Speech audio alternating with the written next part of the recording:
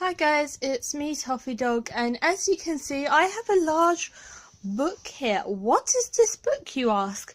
This book is my AS college book for my first year. I got a D for the whole year, and I actually got a D in the second year as well, so well done me. But I'm at a level 4 art course which is going really well, but I thought I'd show you. Now one thing, there is going to be life drawings in here, so if you don't want to see naked people, just don't click off this video. Click it off here.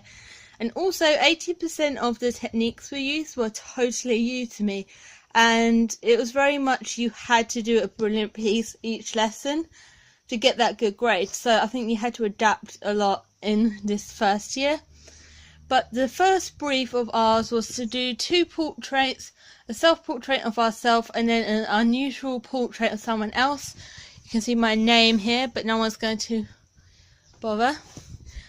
Okay, now this is, oh gosh, what did I use? This was acrylic paint on these papers, you can see. And the reason I did this was because there was an article here on autism, and my mum's very close in the autism community, so I thought that would be nice and contextual. It is faded a bit though, and this is all freehand, so there's no sketching involved. I tried to challenge myself, but and then there's, if I can get the shade up the way, there's a self-portrait of myself. It's a very simple one. I actually used a mirror to do it, and I think I made my eyes a little big, but faces are not my strong point. Now this was supposed to be a plan of what our layout would be in our sketchbook, just to give a rough idea to the invigilator, and we actually did this at the very start, so you kind of had to pre-plan ahead and show different page formats. Unfortunately this got ripped out of my book when my teacher marked it. She gave it back to me and this page was out, and I had to cut down this side here. And as you can see, it's cut off some of the bits. I should have redone it, but at that point my book's broken.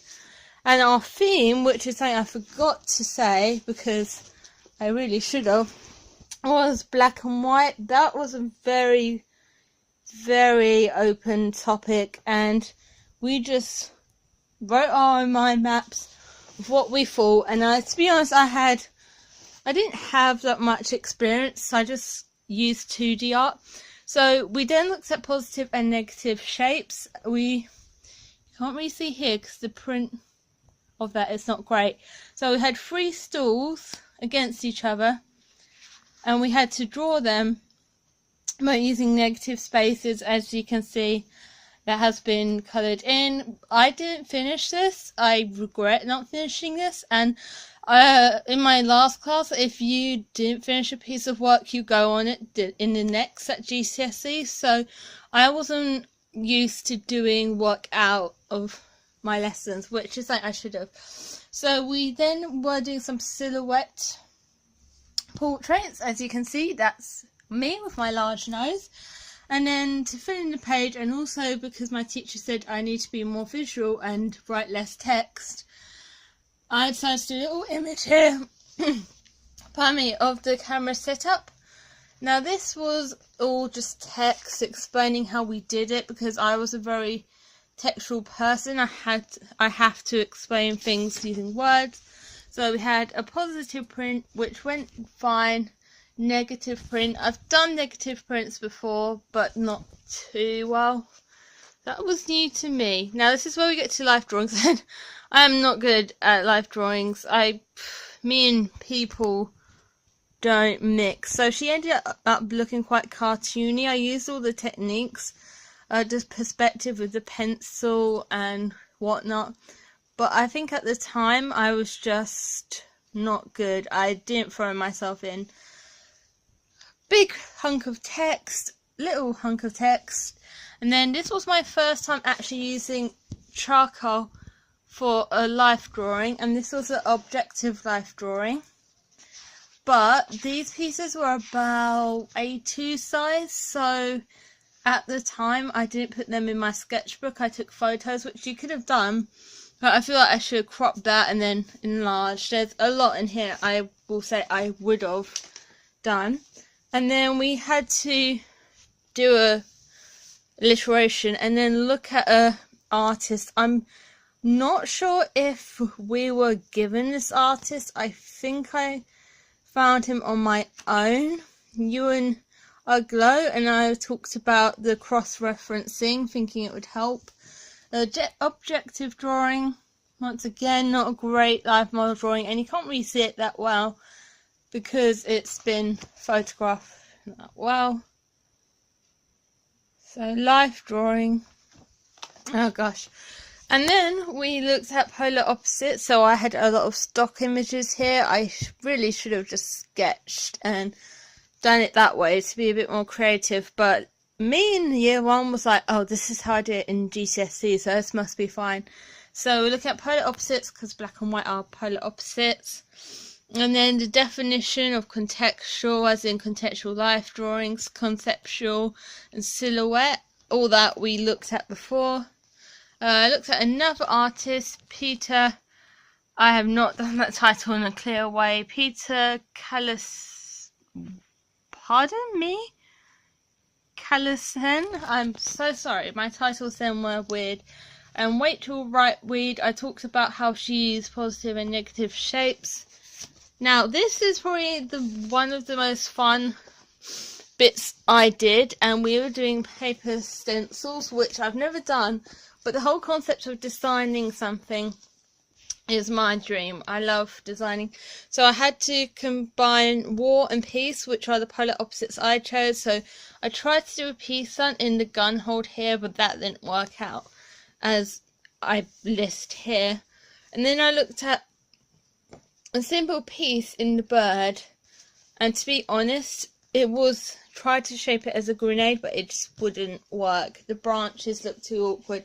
So I eventually went with a rifle and grenade and a knife. Unfortunately, I thought, oh yeah, if we crop it here, it still looks like a knife. And then do olive branches connecting it all into a peace sign. So there. That was the idea. So we say idea in inverted brackets. And that was actually quite nice. Now, there's something I hate to admit.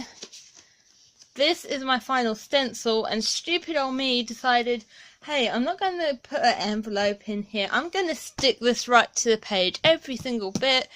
As you can see, the reason it's not that good is, to be completely honest, I used the wrong side of the craft knife for the whole of this, and it's one of the most embarrassing things I've ever done in terms of art, but I, for whatever reason, have never used the craft knife, have never made a stencil, and you're probably thinking, how the fudge did you get through GCSE art?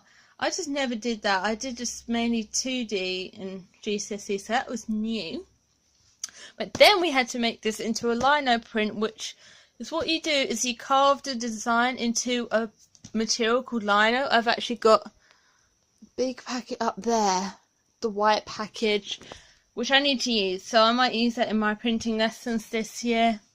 So I basically photocopied that, had to go over it, and this was my tracing paper version. As you can see, this design wasn't great in terms of working to this scale. I think we worked in a 6 or 7, so it wasn't that good of an option, but I couldn't make a new design. That's just the original page, even though it's right next to it. You know, you could have just pointed an arrow at that page, but no. As you can see, I wrote a lot. It's not very visual. So, continued. I tried to do that in a comic book style. So we have some awful prints here. We have a red one to symbolise blood, black to symbolise darkness, and then when I tried to combine the two together, it just turned into this, well, you see here, this.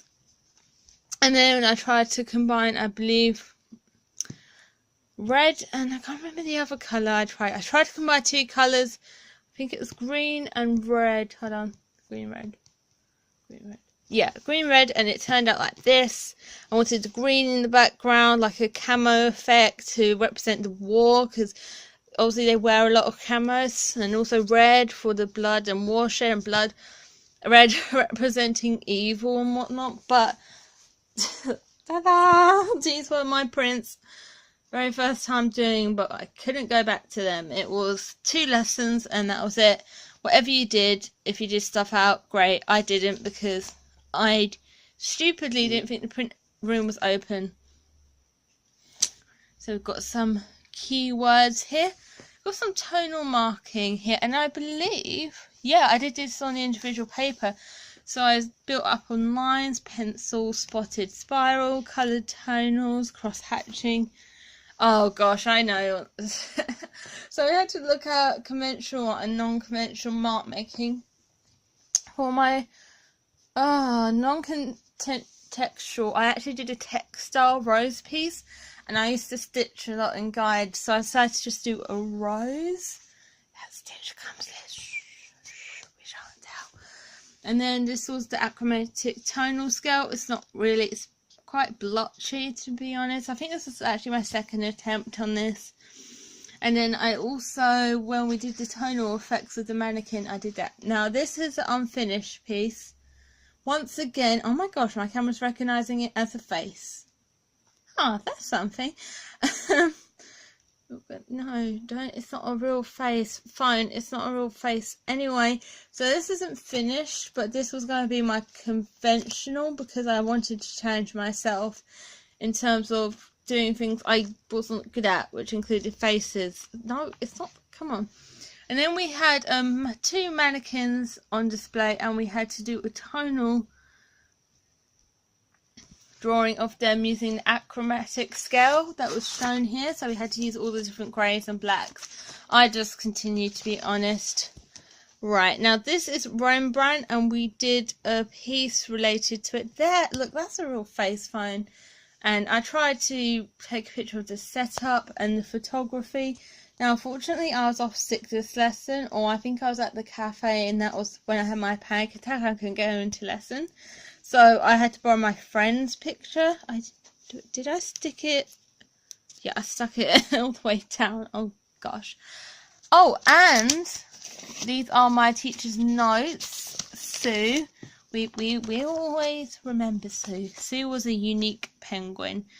So please reprint to a higher quality. Now this was actually the college printer, but I think it was the actual photograph itself that wasn't. So we had to do the same as we did before. We had to work from black into white. So we had to create the negative space. Not only that, but it was in charcoal, which at that moment was only my second attempt. Now I know these aren't excuses for bad pieces of work, but I think I struggled. And then we have a slightly better version. This was our model. She wasn't that big. I think I just made the chair. I think that's a leg. And her belly, and she was actually really nice. I mean, when you first do life drawing, it's a bit intimidating, but you just get used to it. That was using tiles as a reference. I didn't get much done. I think we only had 3 minutes to do this. Do the chair, do the checkerboard, and do the whole body. I only managed to get the legs and the torso done. Now to do 2D perspective. Now this was something I was good at, and I did this really fast. I did this before anyone else, so I was somewhat proud of myself for that, and this was definitely a strong point for me because I was a graphical person. Doing cube in perspective and opt art, which is similar to optical illusions. No, it's optical illusions of course, but opt art for short. So I did iron spirals. Now this is, I like this piece. I will say I still like it to this day, and I'd want to do it again, but to a higher quality. And that's my hand. But it looks like, or it should look like, it's popping out the page. So I did a similar thing because I believe this was one of my stronger points. I did a variety of hands. I think it's better this way. Yeah, I don't think you can totally see, but if you look closely you might be able to see all the hands. There's some knuckle positions. I think that's a peace sign here. Didn't go too well. I think just left too much white space and too big of a canvas. We looked at Sora, who used pointillism in his work. Once again, borrowed my friend's photo. And I had done pointillism before, actually. It was one of the things that I had done, but way back. And I actually did a piece of my GCSE book. Stupidly didn't finish it, but my teacher said that was one of his favourites. So we then moved on to silkscreen print, which was another form of print. So I didn't cut this out. I just circled it. I should have just cut these out. Or if I were to leave them, I should have just used them. There's so many regrets going on. So I decided to use orange and yellow, as I thought that was a lovely fiery colour to use. I'm not sure why I actually use those colours. And then we had to look at 5 artists, I believe, or 5 art pieces and analyse them. I'm not actually too sure, I'm not sure why we were asked to do this. Because we were asked to do this anyway. But then we went on to the good bad perspective. Donald Trump. Oh dear, even before he got elected, we thought of him as bad. We've got some good role models here. I won't explain who they are. Oh, that's it. We're looking at good and bad, and I got a good person, JFK. Now, actually, when I was younger, I was not fascinated, but I was quite interested in him. More his assassination, but I know I think he's the first president I ever learnt about. So he, ironically, had a weird reputation with me. So I did a whole page. As you can see, it's a lot of text. But I really liked this phrase. I don't know. Let's read it, because I haven't read this in ages. When written in Chinese, the word crisis is composed of 2 characters. One represents danger and the other represents opportunity. Okay, that's weird. I actually not sure. So we then did a UV print, which is literally the easiest one you can do. And then we had to do the same one, but we had to pencil in the details. His face is okay. I was actually quite proud of how I did the flag.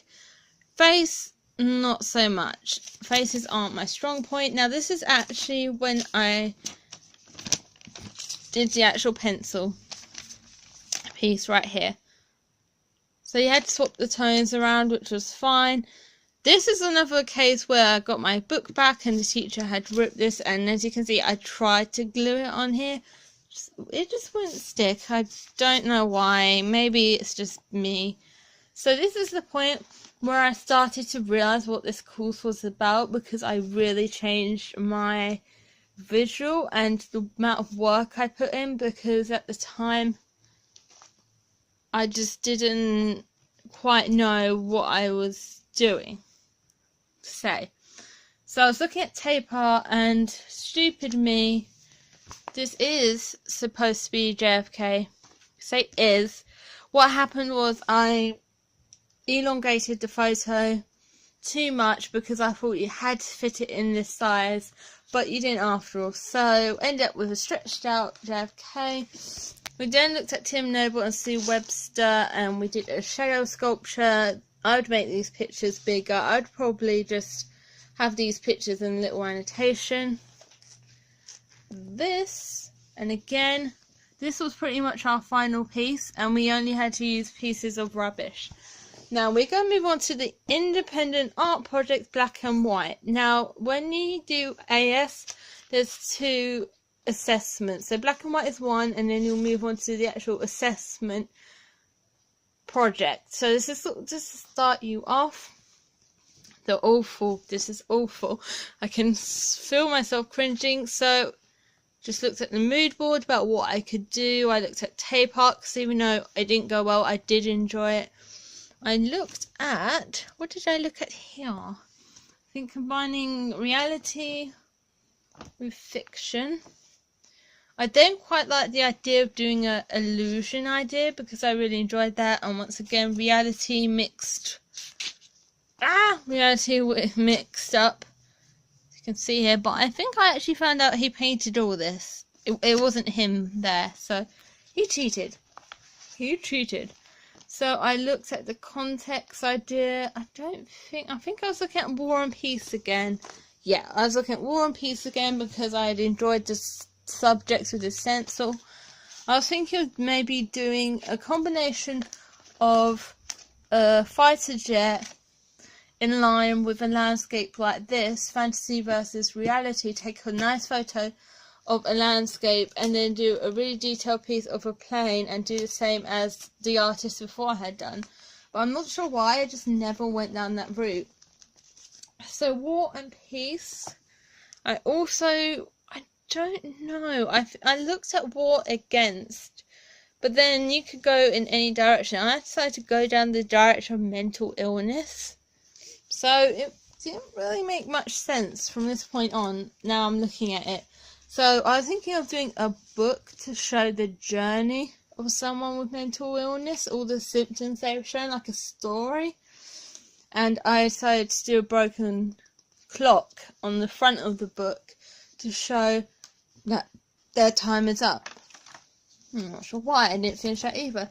So I looked at split personality disorder because I thought that would be probably the best one to do to show easily.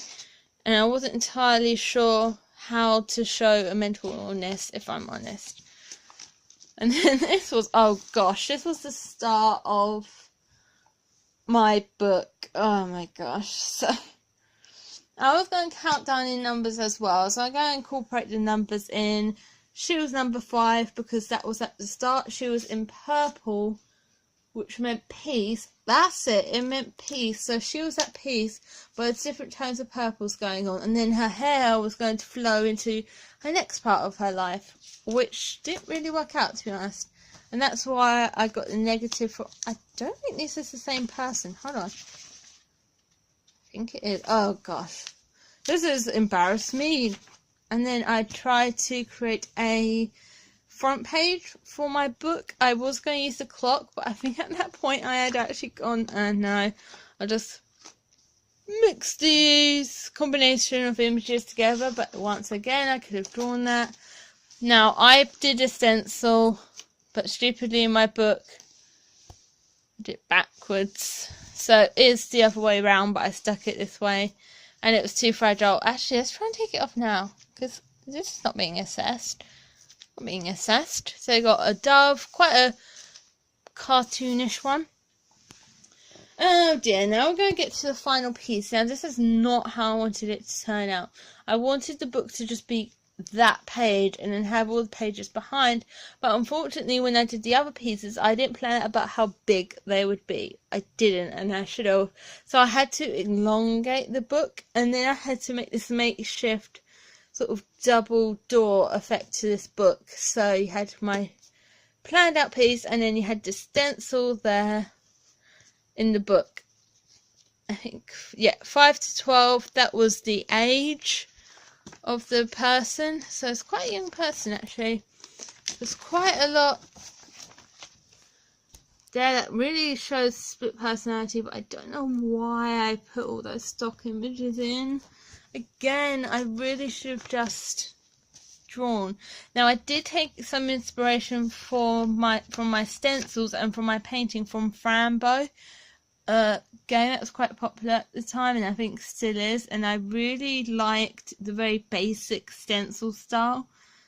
So that's what I tried to incorporate. Now this went okay, but I think I should have just done a piece with her hair flowing into colours that get darker and darker maybe. Now these, I don't know what these were. These shadows were inspired by the Hat Man and Hooded Figure, which a lot of people apparently with this illness see. So it's a bit of context, and I also put some symbols to represent sex and other issues. I don't know why, and I don't know, stencil the same face. And then I tried to do a really broken up piece, but once again, why did I use these stock images? I should have just drawn these faces.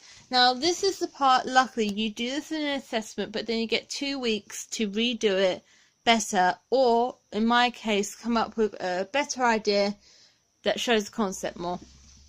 So I looked at split personality more, and I did look at this artist Sarah Khan, who used boxes, split out the person's face. This was my smart targets, and then I did weaving. Now I combined this happy face with a sad face. Once again, should flip his face over because he's the other way.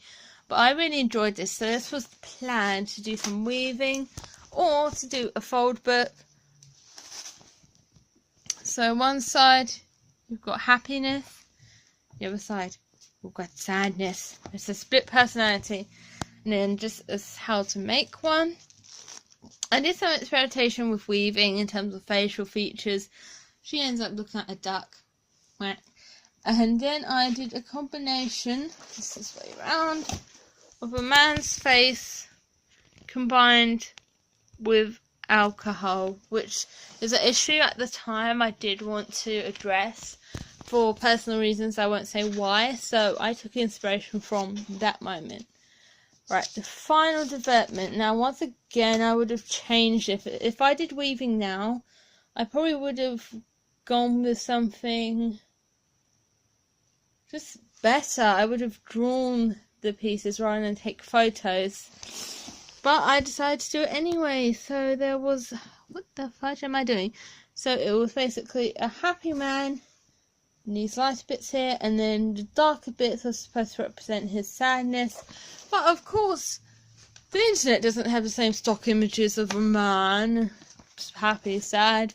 And then I moved over to the idea of using a box. I tried to deform my face in Photoshop, but honestly at that point I had not really used it before. And then what I did was I did a photo shoot in the dark for the sides to represent my fears and darkness and distort the face a bit. Now this was the front, so from here I look okay, but if you turn around the side, this is where the truth lies. I would have cut these out better, but I think I was in a rush. And to end it, this is my doodle page from 2017, so it's from this year. I decided, because I had finished with the sketchbook, I'm going to just do whatever I want in here. So this is not college work, this is just me going F you. And this is my practice painting of my friend's dog Cookie, who passed away. This was not the final piece, but it did inspire my other final piece. And that is it. So this book will be used for other works of art, but much better. Might make something out of that, maybe. A creature. But thank you guys for watching. I know this has been a long video, but me and Cookie. Say hello, Cookie. Shall I say goodbye? Bye.